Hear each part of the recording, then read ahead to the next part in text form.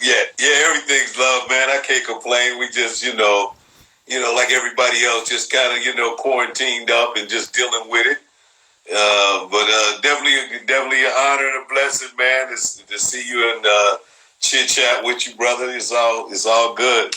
And Corey's a great friend of mine as well. Like he is you. He's such a solid human being, man. And I bet you people always kind of wonder, like, how do you end up being friends with people? But me and Corey we met on the airplane, man, and been friends like literally ever since, man. One of them weird, you ride next to a guy and next thing you know, you just kind of like laughing and chilling and talking.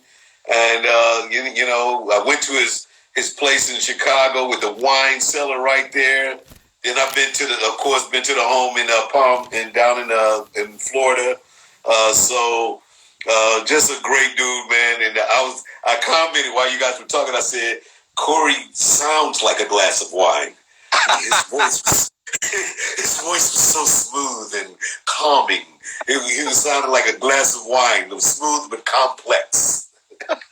That's C, man. C. I know. So now the other C being you, said, what's in your glass right now?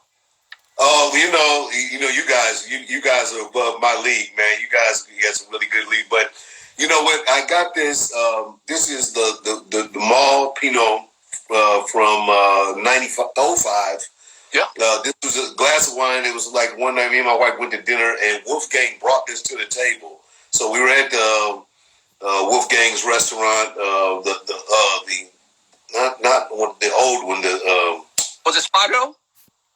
Spago, yeah, Spago. So the one that doesn't have his name was Spago, and so we were having dinner, and he brought this to us, and I fell in love with it I like cabs and I like Pinots and Zins. Those are kind of like I'm not really a Syrah guy or whatever, but these are my wines, man. So, but I enjoy the Pinot a lot. Like it's that in between bright, nice flavors.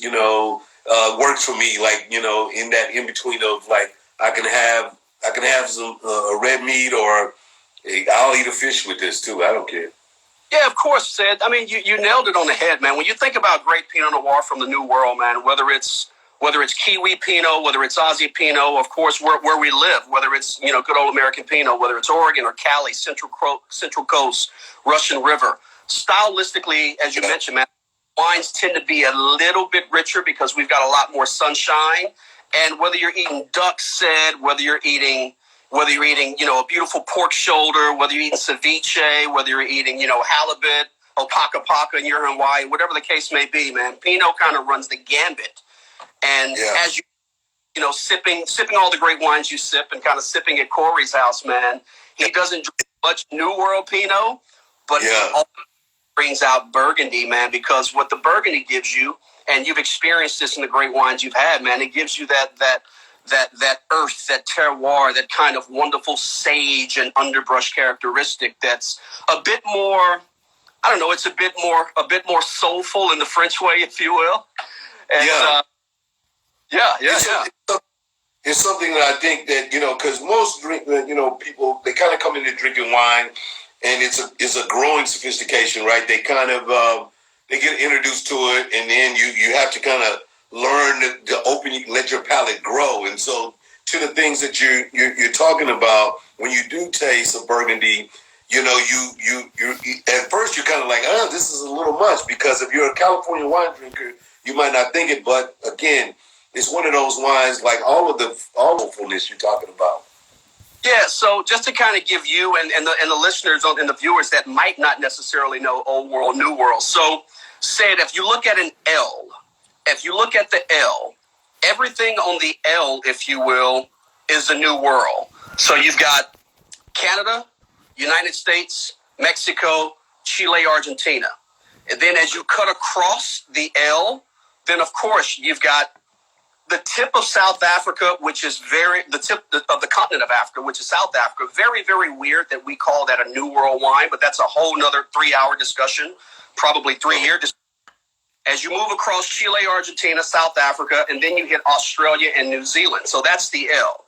So we consider all of that in the wine industry the New World, even though Africa the oldest continent on the planet, alongside Australia, because during Pangea, Australia was the first landmass above water. We're talking about a long time ago. So you're talking about the oldest dirt on the planet being New World, but that's the way the wine industry has set it up.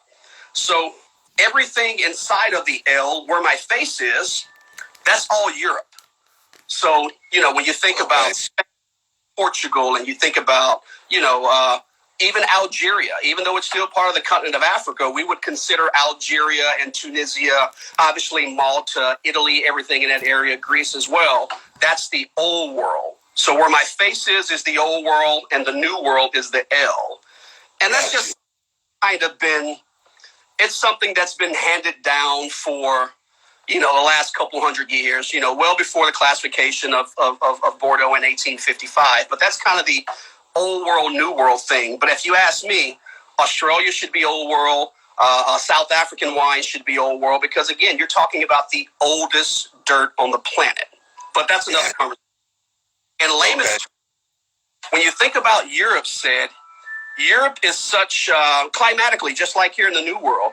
But when you think about areas in France and areas in Spain, areas in Italy, areas in Portugal, because of so many massifs and mountain ranges, etc., and rain shadows, their vintages are subject to much harsher variation than what we have here in the New World.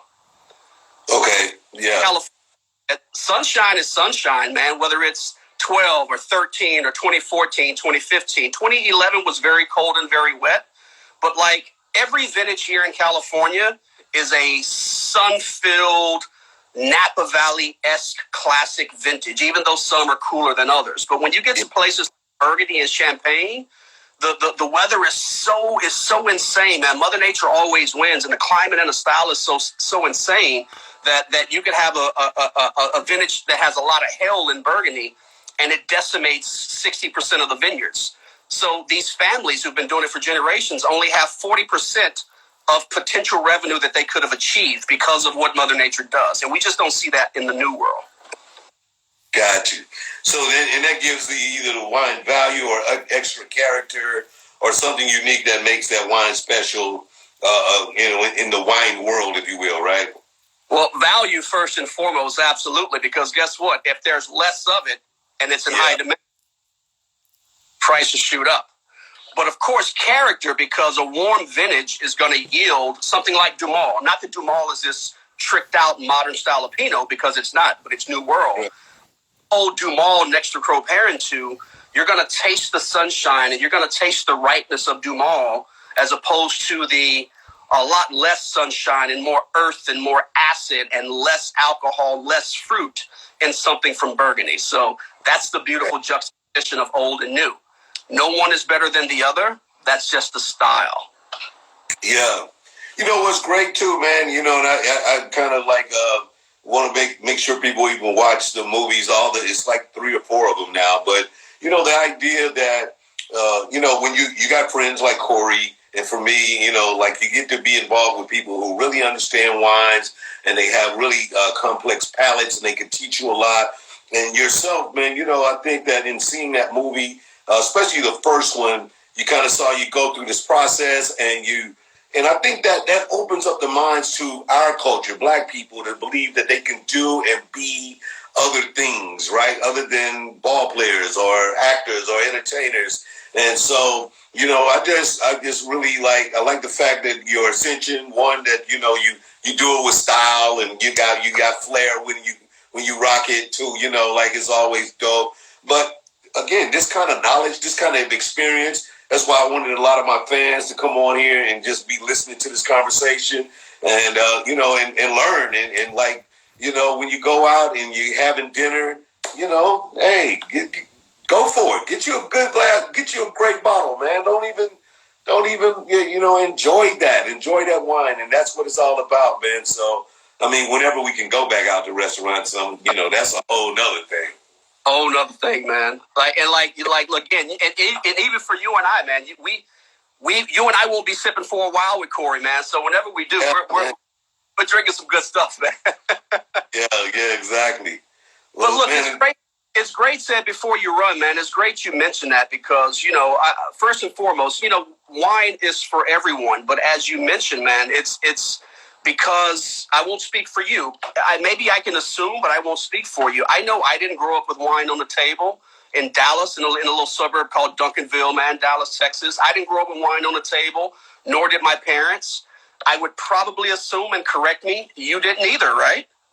Right. Yeah. No, I'm from St. Louis. Same thing. That was not like, wine was MD 2020 and Boone's Farm and stuff like that, that you saw your relatives just grab something quick, but it was never, the idea of drinking a great wine. That's for sure. Yeah, so thanks, Sid. And when it comes to the culture, man, I'm glad folks could see film like the newest film that I was fortunate to be a part of in Ian called Uncorked. I know you've checked it out, right? Yep. And thank you. My Niecy Nash is in that as that girl, man. That's required viewing for me. She played my wife. She played my wife on TV, and now she's just my wife, another wife that I have to listen to. Exactly, man. So as you mentioned, it's very great for people that look like you and all minorities, man, male and female, but really folks that, brothers, man. It's so great for brothers to say, you know what? I might not be as funny as Sid. I can never have the king of comedy career that Sid has had, and I might not be D-Lin. I could be D-Lin. I hope everybody is better than me and surpasses me. But they can say, you know what? Because they're drinking wine, I can drink wine. I can learn about wine. I can DM D-Lin. I can text D-Lin. I can email him and say, hey, ask. I'm sure you have people ask you all the time, man, give me pointers on stand-up. Give me pointers on this. And now because, I'm showing a face to beverage, to alcohol, to food and wine, people can be like, you know what? I can do that too. Yeah. Yeah, that's what I commend you for. Like, and again, it feels authentic to us. Your personality, the way you do it, watching you operate inside a world that is where you're pretty much, very inclusive. You're one of a kind in that world, and to have gained so much respect. One, people really respect your taste and your point of view, and you're able to articulate it in a way that feels both like for the layman and for the high level top psalms and the masters. You can talk to them, and so I think that's important because most people, like for the most part, we go out, we just want to have a good time, we want to be with our friends, but sure, if it's a celebratory situation, give me the right choice, give me something that I've never had before. Somebody lead me down a path.